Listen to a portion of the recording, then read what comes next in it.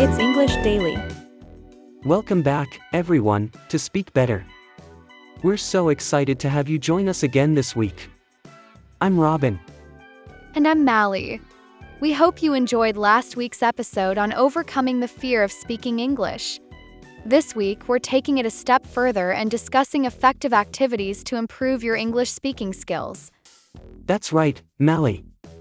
Improving English speaking isn't just about knowing grammar or vocabulary. It's about practicing with intention. We'll be sharing some tried-and-true methods to make your practice time more productive and, hopefully, more fun. And to keep it interactive, we'll also take a couple of questions from our listeners and wrap things up with a special guest. We're excited to welcome Mr. Adam, a professional English expert, later on. So let's dive in. Maly, what's the first activity you'd recommend for someone who wants to improve their English speaking? Great question, Robin. The first activity I'd recommend is shadowing. Shadowing is where you listen to a native speaker, like in a podcast or YouTube video, and repeat what they say as closely as possible, mirroring their pronunciation, tone, and even pauses. I love shadowing. It's fantastic for pronunciation and rhythm. Sometimes, people think they need a native speaker to practice with, but shadowing is a way to work on speaking without a conversation partner. Absolutely. And it's accessible. All you need is your phone and maybe some headphones. I'd suggest starting with short videos or even news segments to make it manageable. That's a great tip. Another one I recommend is recording yourself speaking. Many learners feel shy, but recording yourself can give you a clear sense of areas to work on, like pronunciation, fluency, or even pace. Yes.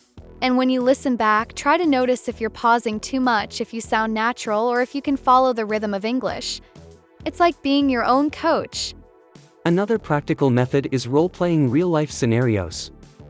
This is especially helpful for learners who want to practice English for travel, work, or social situations.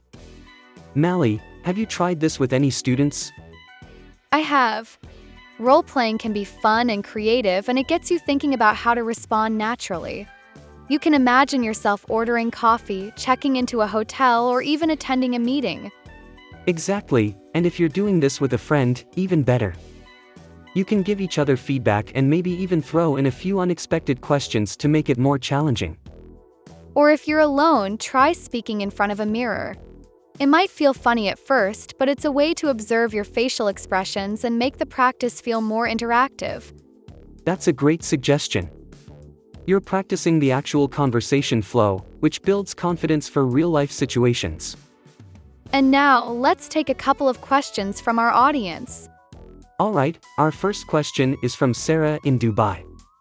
She asks, I feel nervous when I talk to native speakers. How can I overcome that?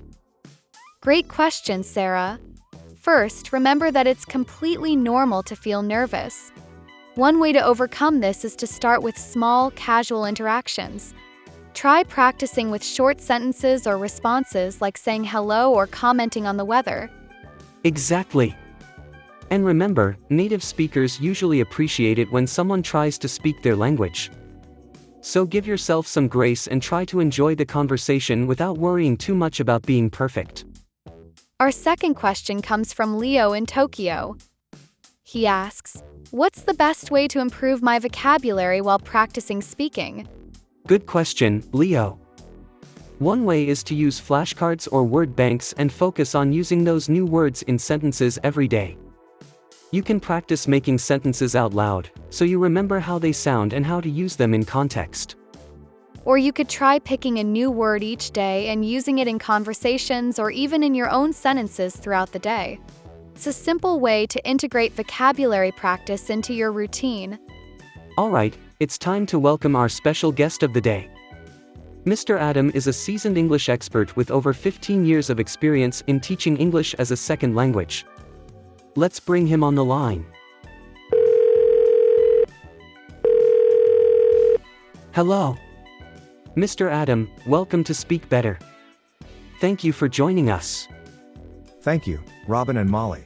I'm happy to be here with you and your listeners. We're thrilled to have you. We've been discussing effective activities to improve English speaking. From your perspective, what's one of the most overlooked techniques? Great question, Molly. One technique I often suggest is reading aloud. It sounds simple, but reading out loud helps with pronunciation, rhythm, and intonation. Plus, it's a low-pressure way to practice speaking without worrying about conversation flow. That's a fantastic point. Do you have any other quick tips for our listeners? Absolutely. Another tip is to find a language exchange partner, someone who speaks English and wants to learn your language. You can help each other and take turns practicing, which makes learning less intimidating and more enjoyable. I love that idea. It's a two-way learning experience. Thank you so much, Mr. Adam, for sharing these insights with us. You're very welcome. It was a pleasure speaking with you both. Best of luck to everyone listening.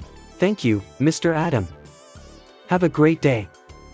What a fantastic conversation. Mr. Adam shared some simple yet powerful ideas that we can all use. Absolutely. So to sum up today's episode, we covered shadowing, recording yourself, role-playing, and even reading aloud. We hope you'll try these activities and see improvement in your English speaking. And don't forget to join us next week. We'll be talking about building confidence in professional English, especially for interviews and presentations.